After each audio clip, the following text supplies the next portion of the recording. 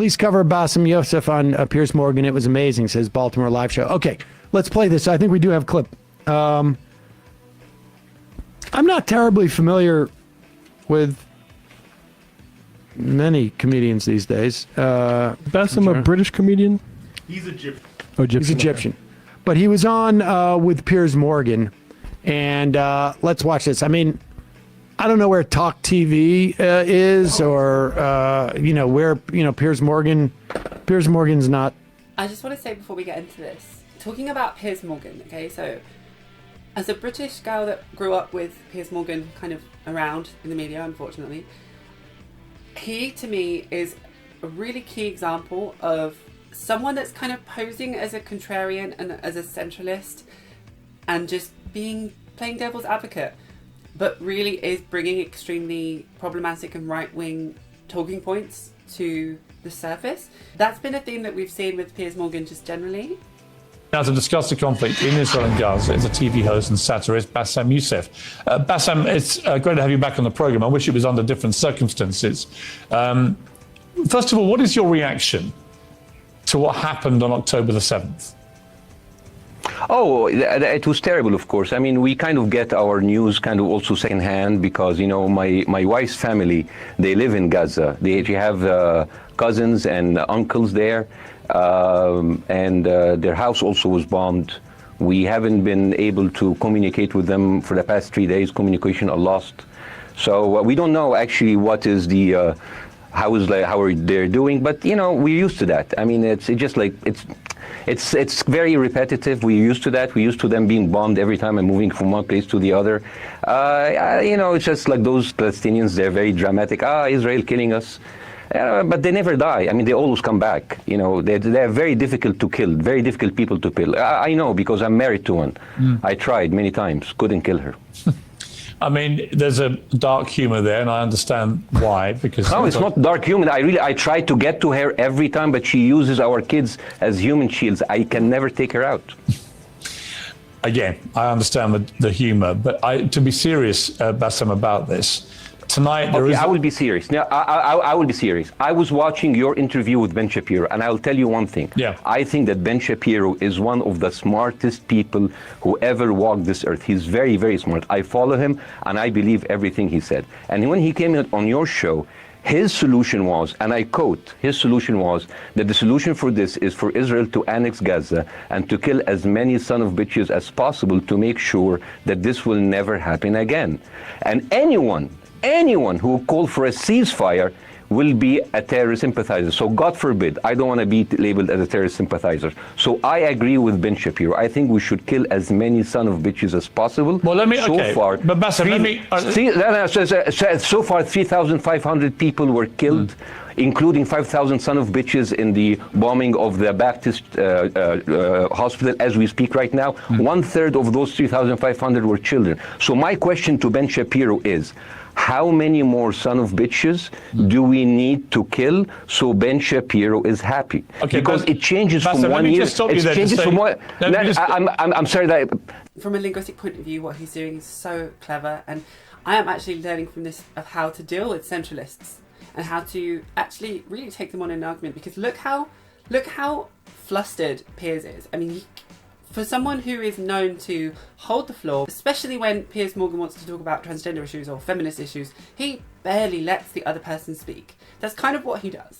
And so look at Piers now. He's been blinded by the dark humour and the it's almost like shocking, the shock factor of what this amazing person is saying.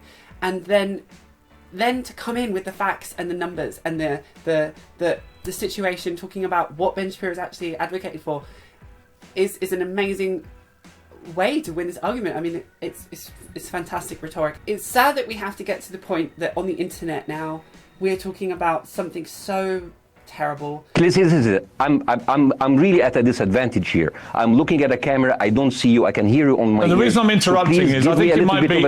I think you're conflating different interviews with Ben Shapiro. He didn't use the phrase "sons of bitches" with me. Let me play to you what he actually said on my. He did. Go back to your interview. No, he didn't. That was another interview. But let me play what he said to me here. Another interview. Well, frankly, I don't believe in proportionate response to terrorism. I believe that the way that you stop terrorism is with wildly disproportionate response. That doesn't mean in terms of targeting civilians. It means in terms of killing as many terrorists as humanly possible and allowing them to dictate the terms of engagement by hiding behind civilians in areas that they are supposedly responsible for means that the only option for Israel is to surrender to Hamas's hatred of its own citizens, its willingness to use its own children as human shields. No country worth its salt could ever do that. Now that is substantively different to what you said he said, right? He's talking there specifically about Hamas terrorists. I agree with him.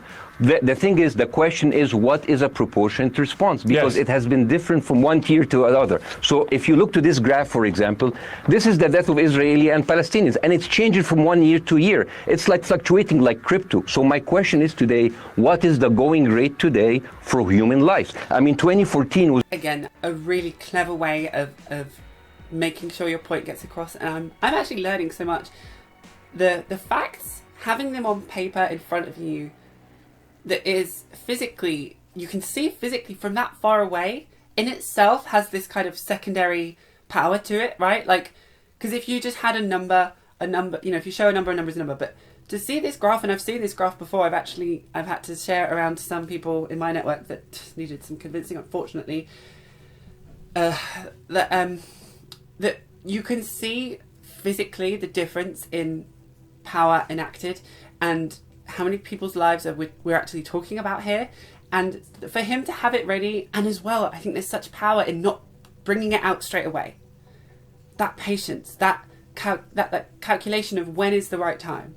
We're 5 minutes into the clip and he's ready with it when it's perfectly timed. Like I'm really happy to see someone capable of this. I think let's also not forget the amount of mental burden it must take for someone to have the ability to craft this much of an argument, if that makes sense. It's a long-winded way of saying he must be going through a lot. It was a great year for Ben Shapiro. 88 Israelis were died, and there was 2,329 Palestinians killed on the other side. That is one Israeli for 27 Palestinians. That is a very good exchange rate. What I'm saying is, what is the exchange rate for today? You guys will be happy. That's my question. Well, it's not me, guys. I'm not on either side. No, not you. Like when I say you guys, I say like people on the other side of that. I know that you don't think like that, Piers. You're one of the good guys. But let me tell you something. I mean, the reason that I'm using this is that, I mean, I can't remember what happened in 2014, and there was no music festival, but there must be something. I mean, they must do something. It is their fault. It has to be something. I mean, in 2018, 300 Palestinians died. Who's counting, you know? So the thing is, what my question is, let's find what is the exchange rate for human life today, so we expect the future death of Palestinians, and we'll be happy to it. My response to that would be this, Bassem. I've thought carefully about this because I think it's very tricky for people like me to immerse ourselves into a conflict where we're not directly involved. And yet you do it all the time, Piers. If it's that hard to immerse yourself into a conflict that's nothing to do with you, then shut up. Stop platforming Ben Shapiro. Like, you do that so well as a centralist, but as this lovely guest said, you're one of the good guys, Piers. You're one of the good guys. You're just being a contrarian and letting people talk. And I thought carefully about what I feel about this. I feel that the scale of what Hamas did on October the 7th supersedes anything else I've seen in this conflict, really ever. The savagery, the butchery, the slaughter of 1,300 people, the shooting of babies, the 100%. Kidnapping of grandmothers, and so on. So if we can agree on that, which I think is inarguable, then the question then becomes, again, about proportion. I don't disagree that there's been a lot of bad stuff on both sides going back historically for decades. But if we agree that this was on a different level altogether, quite deliberately by Hamas, designed to provoke. No, here's my question. Let me ask you a question. And the question, because you raised it earlier about proportion. I honestly don't know what the proportionate response is. I honestly don't. I don't. I've been watching the airstrikes this week thinking. So what's your question? Well, I would ask you, if you were Israel, what would you? If I was Israel. If you were Israel and that had happened to you, what would you think would be the appropriate way for the country to respond? I would do exactly like Israel did, kill as many people as possible, since the world is letting me do it. I mean, I can do it because I can. But the thing is, I agree with you. And you know what? I'm going to be even ahead of you because I see the question coming. Do you condemn Hamas for the atrocity? Yes, I condemn Hamas. I condemn Hamas. Hamas is the source of all evil. They're a reason for everything. And you know what? Let's, for a minute, imagine a world without Hamas. Right. What will this word look like? Let's give this word a name. And let's name this word the West Bank. Hamas has absolutely no control in the West Bank. And since the beginning of this year, only through August, 37 Palestinian kids were killed. No music festival, no paragliding, no Hamas. Preempting the statement that he needs to condemn Hamas, which we've seen so many people have to do. Also, though, notice that Piers Morgan said outrightly, I don't know the right answer, I don't know what I would do, and then fully asked that of his guest. Said, I don't know the proportionate reaction, I don't know. But also, if you were Israel, what would you do? So he's quite literally holding his guest to a higher standard than his own mental capability, which I think is an absolute outrage considering you are meant to be the talk show host. And as a centralist that's meant to be able to platform both sides, then surely you should understand what both sides really are advocating for and want to do. No, Piers? No? So to say that you don't know what the right answer is and then ask someone, well, what would you do? I think is ridiculous. And yet we have an amazing response, and it just gets better. He's going to talk about the West Bank, where Hamas hasn't got any power. And so let's talk about that, shall we? West Bank, 7,000 Palestinians were killed. No music festival, no paragliding, no Hamas. I can go on and on and on and on. No, but you don't. I mean, very well done. Very well done. You can take Hamas out of the picture and you look at the West Bank. You can take Hamas out of the picture and look at Gaza. Up until, it wasn't until the 90s that Hamas became sort of weaponized against Israel, and in part was nurtured by Israel as a way of undercutting the Fatah and the then PLO as a way of representing the Palestinians.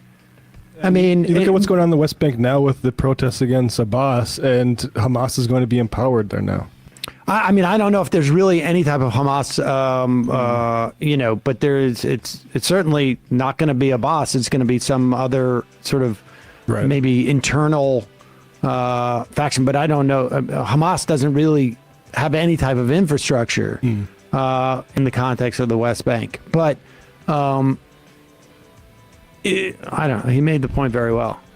I wish, you know what won't happen? You won't see him invited onto any other network except for Talk TV. Well, Ben Shapiro was on Joe Rogan saying he'll debate this with anybody. I would like to see him with Bassem. Oh my God, that would be fantastic. I'd be happy to debate Shapiro on it too, frankly. It's sad that we're advocating for, I don't know, like, I don't want to sit here and be like, yeah, I'd love to see that too, because this isn't about content creation, this isn't about like debates, this is happening now, it's on the scene, but yeah. Anyway, take care of yourselves, I love you all very much, and goodbye for now.